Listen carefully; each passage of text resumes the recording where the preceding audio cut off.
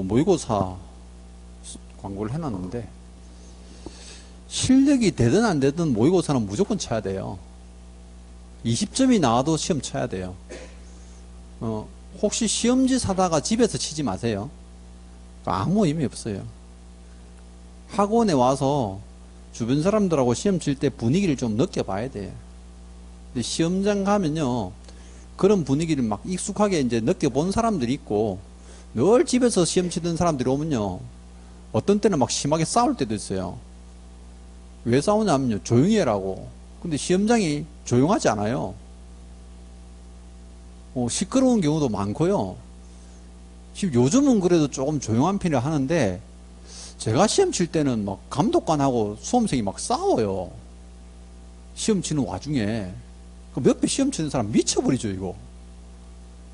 나는 또 옆에 수험생이 막 울고 이랬어요. 문제 안 풀리나 봐요. 그럼 그 시험장 전체가 이제 막 엉망이 돼버려요. 근데 그런 것들을 좀 느껴가면서 시험을 쳐봐야 돼. 집에서는 안 그렇잖아요.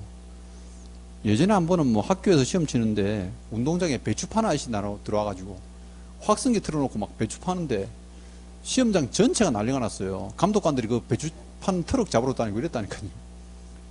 그럼 결국 분위기가 어떻게 돼요? 수험생들만 죽어나는 거예요. 그 시험은 뭐 무슨 인센티브가 있는 것도 아닌데 그걸 연습을 많이 하셔야 돼. 그게 조금 이제 학원에 나오는 게 번거로우더라도 어때요? 직접 나와서 시험 쳐야 돼요. 이거 이제 잘 하시고. 자, 그 다음 좀 보겠습니다. 56페이지의 6번째인데요. 이제 여기서부터는 행정처분이에요. 자, 보시는 대로 이제 행정처분은 간단합니다. 자격 취소돼 있죠? 그럼 취소 처분은 몇 년? 3년 지나야 돼요. 3년이 지나지 아니한 자니까 3년 지나면 돼요. 자격 취소는 3년. 자, 그 다음에요. 7번째 보면 자격 정지 있잖아요. 그럼 정지 받았으니까 어때요?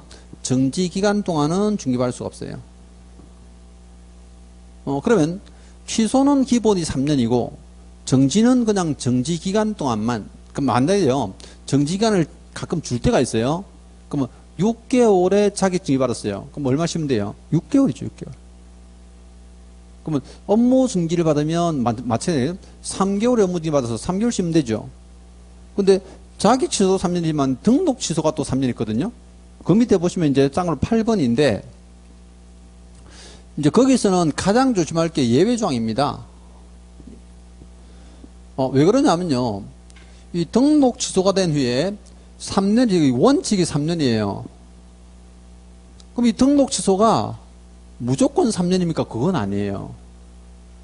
그럼 왜 등록이 취소된지를 꼭 줘요. 그냥 안 주면 이건 나중에 소송부터니까.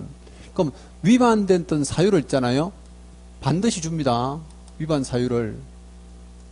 그럼 이 위반 사유 중에서 3년에 적용되지 않는 게 있거든요. 그래서 사유를 안 줄 수가 없어요. 예를 들어서 등록증 대로 등록이 싫은 경우 이래 준단 말이에요. 또는 이중 등록으로 등록이 싫은 경우 주죠. 그럼 무조건 3년 지나야 돼. 근데 그 밑에 보시면요. 거기 동그라미 1번 한번 보세요. 자, 싼 걸로 8번에 1번. 자, 등록 취소일부터 3년 결격기간 지정하는 경우도 있죠. 그럼 등록 사유는 대부분 위법행위고 돼 있는데 이건 위법행위가 어떤 건지를 준다니까요. 그 동그라미 2번 한번 보세요. 등록 취소일부터 3년 결격기간 지정하지 않는 경우도 있죠. 그럼 등록 취소에 위법성이 없거나 또 다른 결격사에 해당되는 경우는 원인만 해소하면 된다 써놨는데요. 그게 세 가지가 있는데, 자, 이거는요, 번외로 또 아셔야 되는 게 뭐냐면요, 우리가 행정처분의 승계조항이 있어요. 기억이 나실란지 모르겠는데, 행정제재처분의 승계가 있거든요. 그럼 행정제재처분의 승계는요, 보시면 이런 거예요. 자, 우리가 이제 개공이 중개하다가 폐업을 했죠. 그럼 폐업하고 재등록 하잖아요. 그죠? 그럼 폐업 전에 개공의 지위를 승계한다 돼 있죠. 이게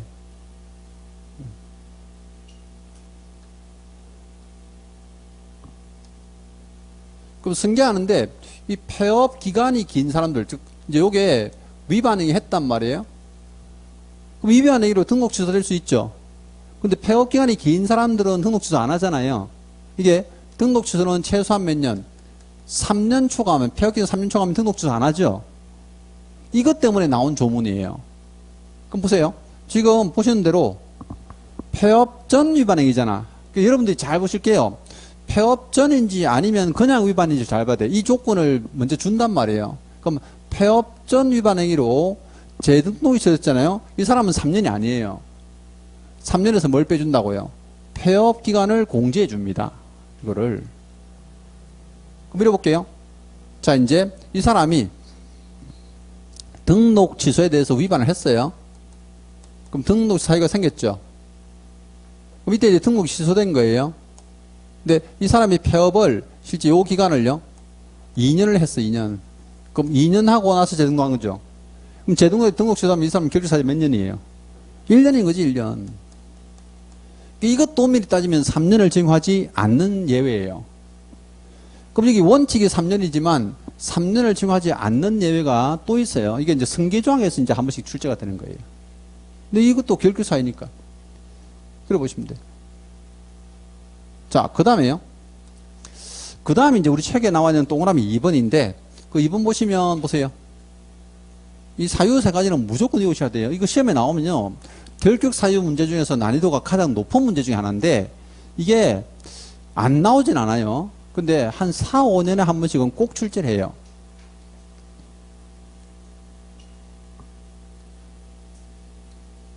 자, 그럼 여기서 이제 보세요. 개인이 사망하거나 법인이 해산했죠. 그럼 개인이 사망하거나 법인이 해산했는데 등록 취소를 왜 합니까? 하는 거예요.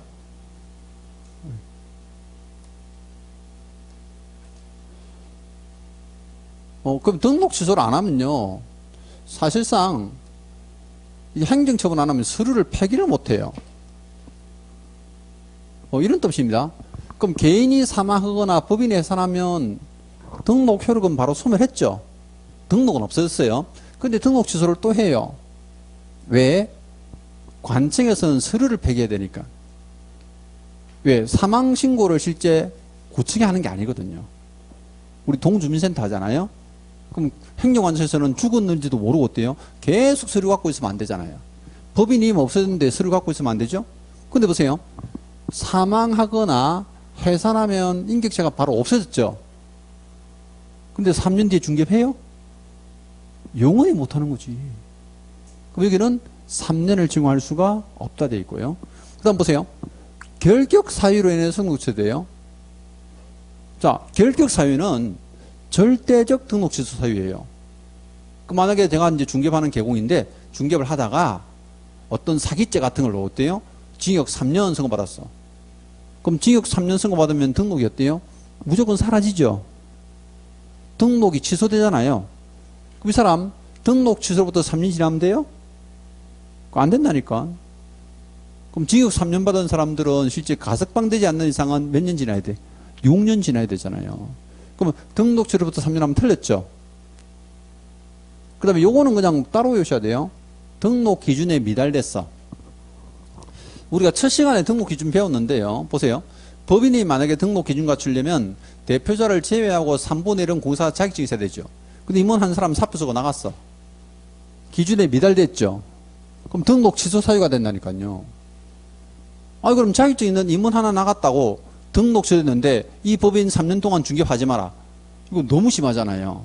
그래서 이건 아예 예외조항으로 빼놓은 거예요. 그러면 요렇게 세 가지 사유는 등록이 취소돼도 어때요? 3년을 아예 적용하지 않습니다. 이렇게. 그러면 3년을 적용하느냐 적용하지 않느냐 이렇게 나오는 게 아니고 시험에는 이게 3년간 어때요? 이게 중개업 할 수 없다. 이리 나오거나 3년 동안 등록 받을 수 없다. 이리 나오거든요. 이게 다 틀렸단 말이에요. 무슨 말 알죠? 지문은 요래준다고. 3년이 적용되지 않는다가 아니고요.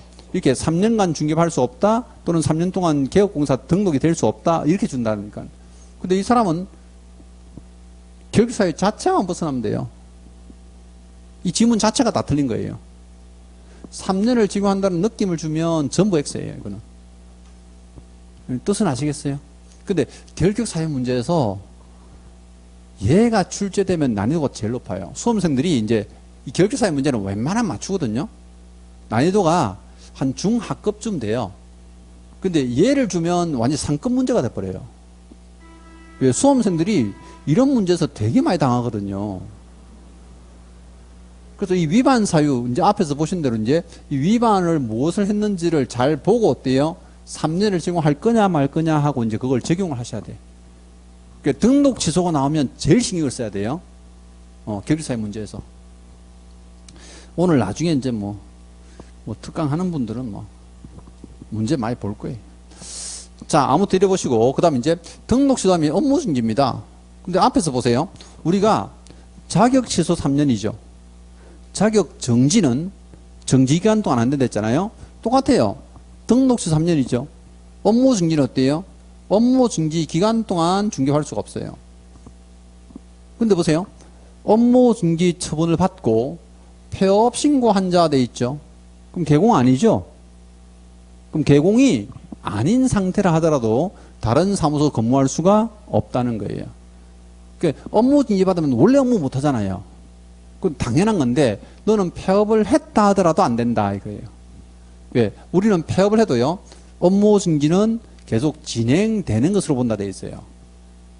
그럼 업무 중지 기간이 폐업을 해도 계속 진행되는 것으로 본다 했으니까 너무나 천만다행이죠. 왜? 진행이 돼야 좋은 거예요. 진행 안 되면 골치 아파요. 이게 무슨 얘기냐 한번 보세요. 제가 지금 6개월 업무 중지 받았어요. 그럼 사무소 이제 뭐 월세나 경비가 제일 자꾸 나가다 보니까 폐업해야 되겠다. 그럼 폐업해버렸어요. 그럼 내가 업무 기간이 진행이 안 되면요. 나중에 제가 새롭게 등록했을 때부터 어때요? 또 6개월 쉬고 해야 돼. 무슨 뜻인지 알겠어요? 근데 지금 진행된다 했잖아요? 그럼 진행되니까 내가 폐업을 하고 6개월 동안 집에 있다가 재등록했죠? 계속 중개할 수 있어요. 그러면 폐업을 하더라도 업무 중개가는 계속 진행되니까 요 기간만 지나면 돼요. 이해했어요? 네. 그래서 이제 일단 취소 처분은 원칙이 3년입니다. 정지 처분은 정지 기간 동안만 중개할 수 없다. 그 내용 보시면 돼요. 자, 그 다음에요. 이번엔 법인이 이제 업무 중지 받아요. 그럼 업무 중지 처분을 받은 개업공사 법인 돼 있죠? 그럼 법인이 업무 중지 받으면 이 법인은 당연히 이 기간 동안 중개 못 하는 거예요. 그럼 법인이 업무 중지 기간 동안 중개 못 하니까 그 밑에 있는 직원들도 다 못 해요. 못 하는데 이 법인을 그만두고 나온 사람들이에요. 그럼 나온 사람들이 과연 중개되느냐 하는데 그 중에 안 되는 사람이 있고 되는 사람이 있어요. 그 어떤 사람인가 하면요. 업무 중지 사유가 발생한 당시에요. 업무 중지 사유가 발생한 당시에 사원 또는 임원. 그럼 업무 중지 내가 처분받을 당시에 근무했는데요. 아무 상관없어요. 이건 사유가 발생한 당시에, 즉 위반 행위를 했을 당시에 근무를 하고 있었느냐 아니냐 하는 거예요. 그럼 업무 중지 기간 동안은 중개할 수가 없습니다. 자, 쉽게 얘기하면요. 제가 지금 이 법인에 근무하는 상무야. 그럼 상무이사죠. 근데 우리 법인이 위반 행위를 밥 먹듯이 하고 있는 거야. 나 그 꼴을 못 봐가지고 사무소 그만두고 나왔어. 해임된 거죠. 그만두고 나와 있는데 갑자기 업무 중지를 받아버려요. 법인이. 그럼 나는 결격사유자이다 아니다? 맞다니까요. 내가 위반행위 하는 꼴을 못 보고 나왔댔잖아. 그럼 내가 있을 때 위반행위 했다는 얘기잖아요. 그게 뭐예요? 사유가 발생한 당시 임원이었다니까요. 그럼 위반행위 할 당시의 임원들은 내가 그만두고 나오더라도 어때요? 업무 기간 동안 할 수 없다니까요. 그럼 처음에 처분을 받기 전까지는 결사 아니었죠. 위반행위만 잔뜩 했잖아. 그럼 내가 그만두고 나왔어. 그 다른 사무소에 내가 취직해가지고 어때요? 이제 일을 하고 있는데 갑자기 내가 다니던 법인이 업무기 팍 받아버린 거예요. 그럼 나는 그 사무소도 어때요? 바로 그만둬야 돼요. 왜? 결격사유가 돼버린 거죠. 이해했어요? 근데 업무기 처분받을 당시가 아니란 것은요, 위반 행위를 잔뜩 하고 난 뒤에 들어올 수도 있잖아요. 그 위반 행위를 앞에서 다 해버리고요. 나는 뒤에 들어왔는데, 들어오니까 업무기 처분 때리는 거야. 그럼 나는 결격사유자? 아니에요. 왜? 내 있을 때 위반한 게 아니잖아요. 이해했죠? 지문은 그런 수 있고. 그러니까 이제 업무등기 처분받을 당시냐, 사유가 발생한 당시냐, 그 개념이에요. 자, 그 다음 이제 다음 조문은요. 일단, 법인의 이제, 벌금입니다. 벌금. 이 벌금액의 선고가 나오는데요. 앞에서 우리가 왜 금고 이상 받잖아요. 그럼 금고 이상은 모든 법에 대해서 다 했잖아. 그럼 징역이나 금고 나오면 어때요? 무조건 그냥 결격사유자예요. 근데 벌금이 나오면 반드시 무슨 법? 중개사법 위반이 되고요. 또 얼마 이상? 300만 원 이상입니다. 근데 이건 법을 너무 많이 바꿔서 출제했어요. 뭐 도로교통법이나 또는 실지어 국가보안법이라든지 뭐 이제 집회 및 시에 관한 법률. 그러니까 법이란 법은 전부 다 낸 것 같아. 막 변호사법 위반, 형법 위반. 그럼 전부 X죠. 근데 법을 하도 많이 바꿔서 내다 보니까 얼마 전에는 요 금액을 또 바꿔냈어요. 200만 원 이렇게. 최소한 300만 원 이상 받아야 되죠. 그럼 보세요. 중개사법 위반했고요. 300만 원 이상까지 이제 이게 많이 바꿨잖아, 이제 두 개를. 그럼 얘를 바꿀 수도 있는 거야. 자, 중개사법 위반하여 500만 원에 과태료 받아요. 중개사법은 왜 100만 원, 500만 원 과태료 있잖아요. 그럼 과태료 처분받으면 결사입니까? 아니, 과태료는 행정질서벌이라 형사처벌 아니거든요. 벌금형이 형사처벌이에요. 과태료 내는 거랑 벌금하고는 아무 상관없어요. 그래서 제가 지금 조금 이제 예상을 해보기는, 법도 많이 바꿨고, 금액도 바꿨으니까, 이번엔 요걸 바꾸면 어때요? 답이 될 가능성도 있다. 왜? 수험생들이 하도 이제 앞에만 자꾸 챙기다 보면, 뒤에 가서 틀릴 수 있으니까. 제가 예상하는 정답이죠. 예상. 근데 뭐 틀리겠어요? 이거? 근데 실제 이거 틀린 수험생들이 꽤 많아요. 아니, 여기서 낸 건 아닌데, 나중에 뒤에 가서 이제 출제할 때요.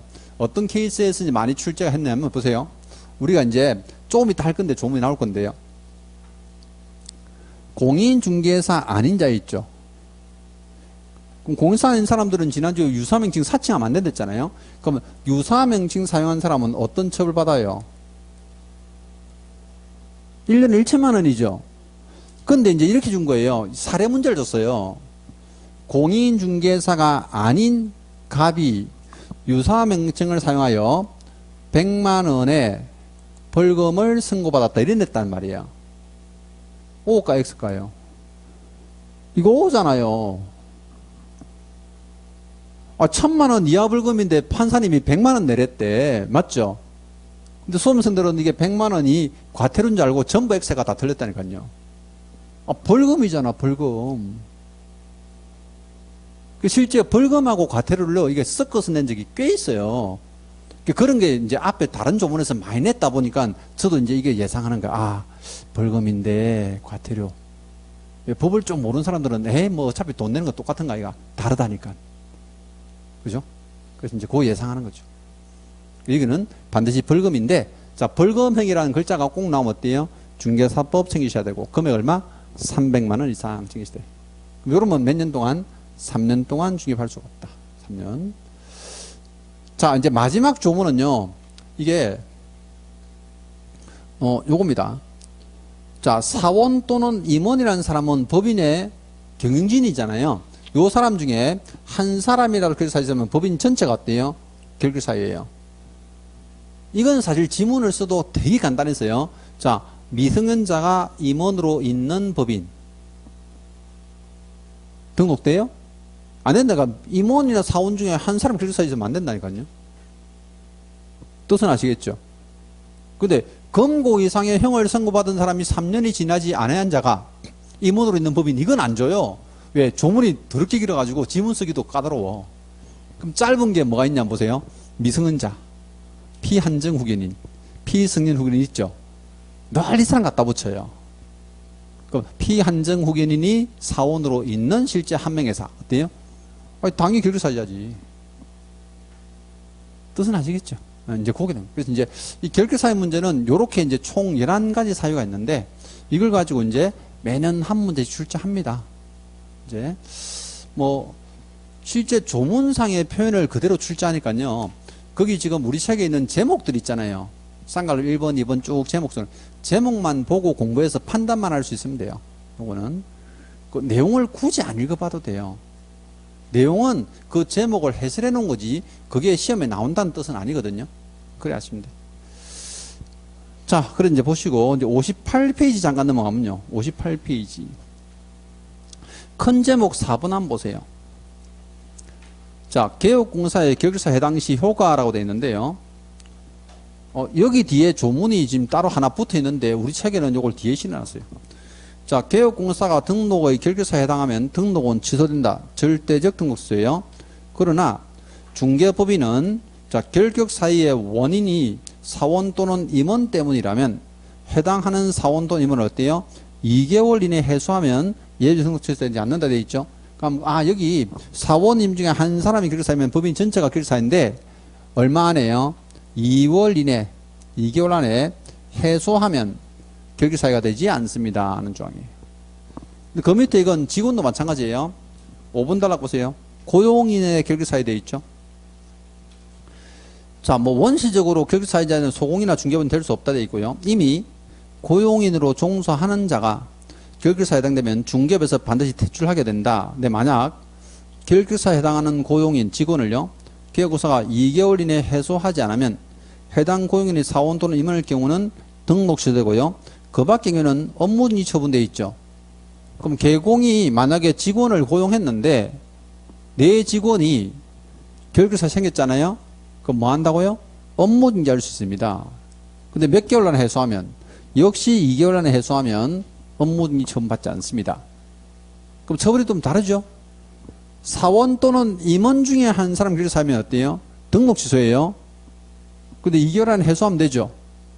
근데 내 밑에 직원이, 그죠? 결격사유 생기면 업무정지예요. 근데 이것도 2개월 안에 해소하면 되죠. 조건은 그래요. 요게 이제 결격사유. 자, 결격사유는 다 보셨고, 60페이지 가보세요. 제3절에요. 벌금형의 분리선고가 있는데, 여기는 사실 출제를 한 번도 한 적은 없어요. 왜? 형법하고 이제 중개사법이 조금 이제 복합적인 내용이 들어있어서 그런데요. 이게, 거기 조문 보세요. 박스 안에 조문을 한번 볼게요. 형법 제38조에도 불구하고 48조 및 49조에 규정된 죄와 다른 죄의 경합범에 대하여 벌금형을 선고하는 경우는 이를 분리 선고해야 된다 되어 있는데요. 이건 무슨 개념이냐면요. 이런 겁니다. 이 보시는 대로요.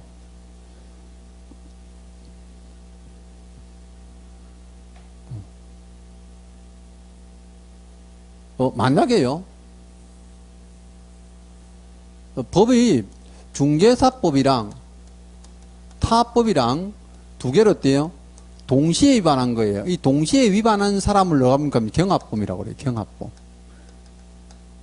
이게 법 두 개가 경합을 벌인다 이거죠. 그럼 형법에는 이거 뭐라 돼 있냐면요. 경합범들은 이게 무거운 처벌을 받게 돼요. 예를 들어서 이제 중개사법에서는 이제 1년에 1천만 원인데 다른 부분에서 3년에 3천만 원이죠. 그럼 두 개를 합치는 게 아니고요. 무거운 쪽으로 그냥 처벌해버려요. 그럼 경합들은 이제 3년에 3천만 원이니까 이 사람 어때요? 3년에 3천만 원 가지고 처벌하겠죠. 그러면 타법에서 이제 위반해가지고, 예, 이 사람이 지금 3천만 원 벌금 받았어요. 근데 우리 법은 지금 1년에 1천만 원이단 말이에요. 그럼 생각해 보세요. 중개사법도 위반이고, 다른 법도 위반인데, 얘는 다른 법으로 인해서 3천만 원 벌금 받으면, 결격사유가 아니잖아요. 벌금형은 무조건 뭐예요? 중개사법이라 다른 법은 결사유가 아니라니까요. 근데 중개사법도 오면 위반했잖아. 근데 선고를 이래 받다 보니까 결격사유 아니니까 이제 중개사법에다가 예외 조항을 둔 거예요. 형법상은 이렇게 돼 있지만 이 경합법들은 반드시 뭐 해달라고요? 분리해서 선고해 주세요. 이 판사님한테 부탁한 거야. 그러다 보니까 우리 시험에 안 내요. 이건 누가 판단해요? 판사님이 판단하는 거거든. 조문은 있어요. 근데 출제원들이 이런 걸 굳이 낼 필요가 없겠다 싶어서 하는 것 같아. 그럼 판사님은 이걸요, 분리해서 선고해야 돼. 뭐 어떻게 선고합니까? 보니까요. 자, 이 법위원회에서는 너 500만 원이고, 자, 타 법위원회에서는 형법위원회 어때요? 2,500만 원이다. 합의 어때요? 3,000만 원 이렇게 때리는 거예요. 그럼 중개사법 위반이 얼마예요? 500만 원이죠. 그럼 기울여서 되는 거예요, 이거는. 그 중개사법이 어디를 위반했을 때 어때요? 300만 이상이 되느냐 안 되느냐를 판단한다는 거죠. 그래서 이제 이건 판사님한테 경합범들은 분리선고 해주세요 하고 우리 법에다가 이제 이걸 조문을 만들어 놓은 거예요. 이해는 했죠? 뭐 근데 안 내들 것. 잘 안 내요. 자, 아무튼 이제 그 내용들이고, 여기까지가 결의사유자 전부 다입니다. 조문은 이제 다 보셨고요. 이제 뒤에 61페이지 보세요. 등록증의 교부 등 돼 있는데요. 이 등록증 교부에 관한 부분은 앞에 등록 질서에서 본 건데, 그 쌍갈로 2번 한번 보세요. 2번. 개설 등록 통지를 받은 신청인은 중개행위로 인하여 중개력에 손해를 끼칠 경우를 대비하여 손해배상 책임을 보장하는 업무보증 실제해야 되죠. 등록관청은 보증 설정을 확인한 후에 어때요? 부동산 중개사업 등록자에게 그 등록에 관한 사항을 기재한 후에 신청인에게 등록증을 지체 없이 교부한다 이래 있죠. 그 등록증을 교부하기 위한 요건이 뭡니까? 하면요, 보증 설정이에요. 간단히 얘기하면 보증 설정. 네, 등록증 재교부라고 돼 있는데, 그럼 등록증 재교부도 누구한테 해요? 등록관청이죠. 등록관청. 제가 지난주에 용어 정의할 때 반드시 구분해야 되는 거 보세요. 자격하고 관계된 거는 전부 다 뭐예요? 시도지사. 등록하고 관계는 등록관청이죠. 그러면 자격증 교부, 재교부 전부 다 누가 해요? 시도지사가 합니다. 자격 취소, 자격증지 전부 시도세요. 보세요. 등록증 교부, 등록증 재교부, 거기다가 등록 취소, 업무 중지 전부 누가 해요? 등록관청이에요. 여기 조문은요, 그것만 구분하면 돼. 왜 출제할 때 그거 말고는 구분을 잘 안 해요. 그래서 여러분들 이제 잘 구분하시고. 자, 그 다음에 이제 63페이지 가보면요. 자, 3번 단락에 중개 업무에 게시되어 있는데, 요거는 제가 앞에서 간단히 설명드렸는데, 쌍갈로 2번 한번 보세요. 2번에 보면 이것도 두 번째 줄 보세요. 부득이한 사유로 업무를 개시할 수 없는 경우가 되어 있습니다. 그죠? 부득이한 사유로 업무를 개시할 수 없는 경우 사유가 해소될 때까지 개업을 미룰 수 있다. 다만 등록을 한 후에 3개월을 초과하도록 업무 개시도 하지 않고 휴업 신고도 하지 않은 경우는 100만 원 이하 과태료 처벌할 수 있다 되어 있죠. 그럼 3개월을 초과하도록 업무를 개시하지 못하겠다 싶으면 뭐부터 하라고요? 휴업 신고를 하라는 겁니다. 휴업 신고. 자, 그 개념이고. 자, 그 다음에 이제 제5절에 보면요. 이중등록 등의 금지조항이 있는데, 이 부분은 제가 이제 이중등록이나 이중소속할 수 없다. 이건요, 너무나 당연한 얘기이기도 한데요. 이걸 한꺼번에 쭉 모았어요. 지난주 배운 거 보세요. 우리 자격증 빌려주면 안 되죠. 빌려 쓰면 안 되죠. 알선도 하면 안 됩니다. 거기다가 등록증도 마찬가지 똑같아요. 조문이. 등록증 양도되어 양수되어 알선 금지입니다. 근데 이중등록 안 됩니다. 이중등록이 뭐예요? 등록 두 번 하는 거지 뭐. 근데 이중소속도 안 됩니다. 그럼 이중소속이란 것은요, 개공이 소속할 수 있지만 소공도 마찬가지죠. 두 군데 사무소 근무할 수 없어요. 근데 이중소속을 할 수 없다는 것이 겸업을 못한다는 뜻일까요? 아, 그건 아니에요. 이게 겸업하고는 아무 상관없어요. 겸업은 투잡이잖아요. 이중소속은 뭐냐면요, 같은 업종에 두 군데 들어가는 거예요. 무슨 말 알죠? 업종이 다르면 상관없어. 그래서 이제 개공이나 소공들은 이중소속 할 수 없습니다. 그 다음에요, 우리 다음 시간에 할 건데 사무소 두 개 두면 안 돼요. 그럼 이거랑 가끔 이제 수험생들이 차이가 몰라서 이제 물어보는데, 이중등록은요, 자격증 하나 가지고 두 군데 가서 등록한 거예요. 그럼 두 군데 등록하면 사무소가 어때요? 무조건 두 개가 돼요. 내가 남구에서 등록하고 어때요? 저 북구 가서 또 등록해서. 그럼 사무소 두 개 됐잖아. 근데 이게 두 개 사무소 설치 금지는 뭐냐면요, 등록은 한 번 한 거야. 그럼 등록한 사무소가 있겠죠? 그럼 등록도 안 한 사무소가 또 하나 있는 거예요. 무슨 뜻인지 알죠? 그게 이중사무소예요. 근데 우리 이중사무소는요, 임시중개사 천막도 다 포함해요. 원래 천막이나 임시중개사 이 조문이 없었는데요. 이게 대법원 판결이었어요. 왜? 모델하우스나 분양사무소 앞에 천막 치잖아요. 그럼 거기서 안에서 불법을 워낙 많이 하는 거야. 그래서 불법이 하니까, 그럼 이것도 이중사무소로 처벌한다. 계속 판결이 있었어요. 근데 판례만 가지고 이제 일단 처벌을 하다 보니까 관청의 공무원들이 볼 때는 어때요? 그걸 한 번의 사유를 가지고 처벌하려면 법을 위반해야 되는데 판례 가지고 하다 보면 판례는 뒤집을 수 있잖아요. 이걸 조문화 시켰어요. 원래 이 조문이 없었는데 이걸 조문으로 끌어온 거예요. 좀 이따 제가 이제 그건 볼 거예요. 조문하고 판례를 다. 근데 어쨌든 두 개 사무소는 천막이나 임시물리수를 다 포함이다. 그죠? 자, 그 다음 이제 아닌 자들 나오죠.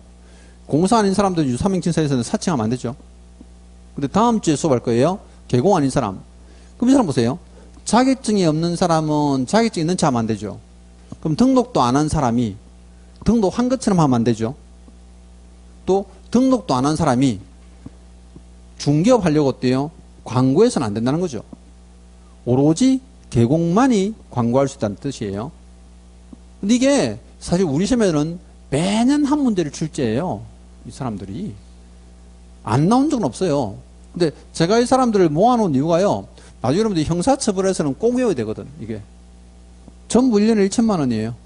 1년 이하 징역에 1천만 원 이하 벌금. 그럼 이 사람 볼까요? 개공 아닌 자가 그럼 개공이 아니라는 뜻은 뭐예요? 등록 안 한 거죠? 이 사람 무등록인데? 맞죠? 근데 우리 앞 시간에 무등록 중개업자는 몇 년 받았어요? 3년이네? 그럼 무등록 중개업자는 3년 이하 징역에 3천만 원 벌금인데 얘들은 왜 1년이에요? 분명히 개공 아닌 사람은 등록을 안 한 사람이 이 뜻이거든요. 근데 원래 무등록 중개업자는 3년인데 이건 왜 1년일까요? 나중에 그 지문 가서 헷갈려요. 그럼 이 사람하고 3년짜리하고 어떤 차이가 있다? 자격증하고는 상관없어요.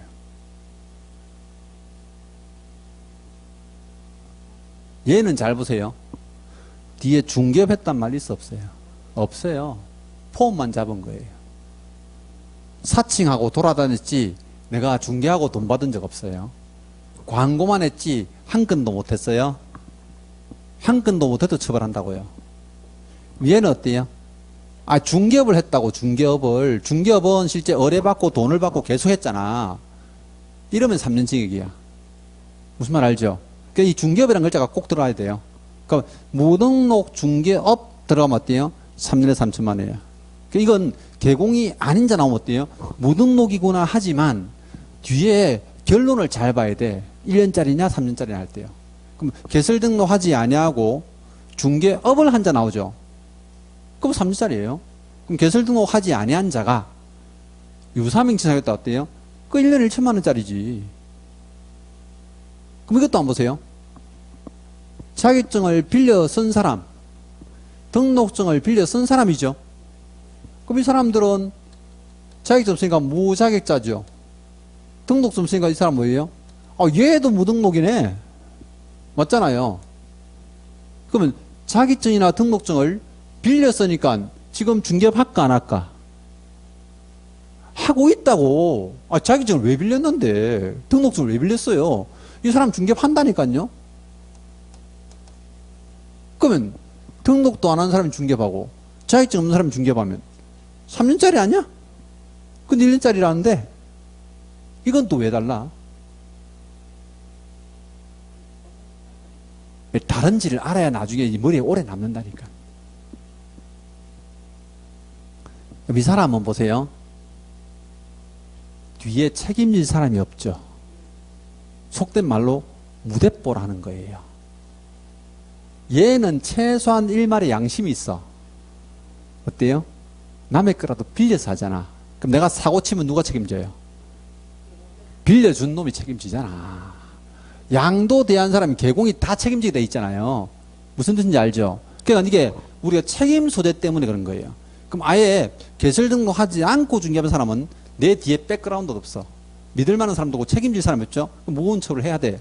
근데 이 사람들은 그래도 남에게 빌려 사니까 빌려준 사람이 어때요? 다 책임질 할 수 있잖아요.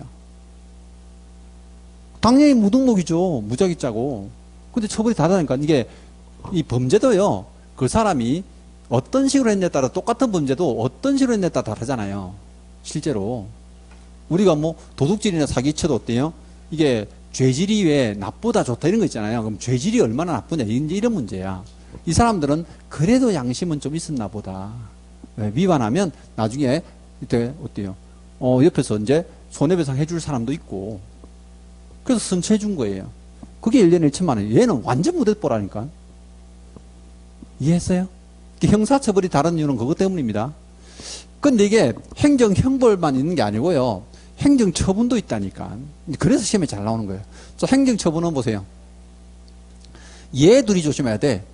절대적 등록 취소냐, 상대적 등록 취소냐, 이거 둘이 조심해야 돼요.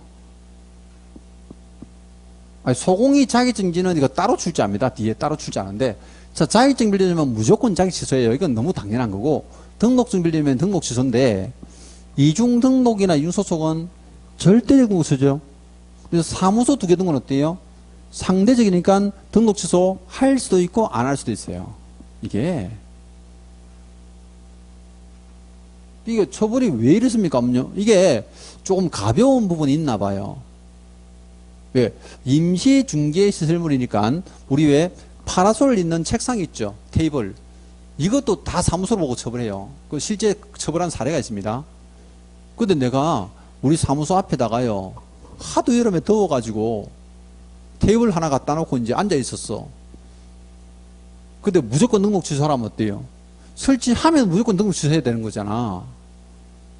근데 과연 그렇게 해가지고 뭐가 됐냐 이거지.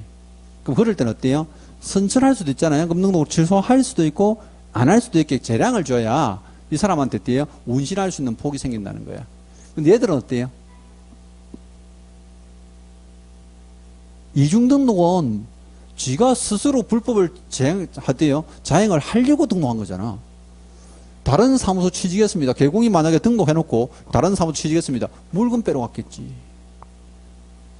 이건요, 선처에 열항이 없어요. 열항이. 어때요? 무조건 등록 취소해야 돼. 왜? 처음부터 나쁜 짓이다 이거야. 아예 이 자체가. 근데 이게 나쁜 짓이 안 될 수도 있다는 거예요. 그거는 그 상황을 보고 이제 처벌하라고 어때요? 재량을 조금 준 거예요. 이해했어요? 근데 만약에 죄질이 무거우면 어때요? 형사처벌은 똑같이 가는 거야. 이거는. 그래서 형벌은 같은데 행정처분 다르죠? 얘 때문에 많이 틀려요, 수험생들이. 근데 보세요. 반드시 등록을 취소해야 되는 것이 아닌 것 고르세요 나오잖아요. 정답이 이게 제일 많아요. 절대적 등록 취소가 아닌 것 고르세요 문제 낼 때요. 얘가 정답이 제일 많아요.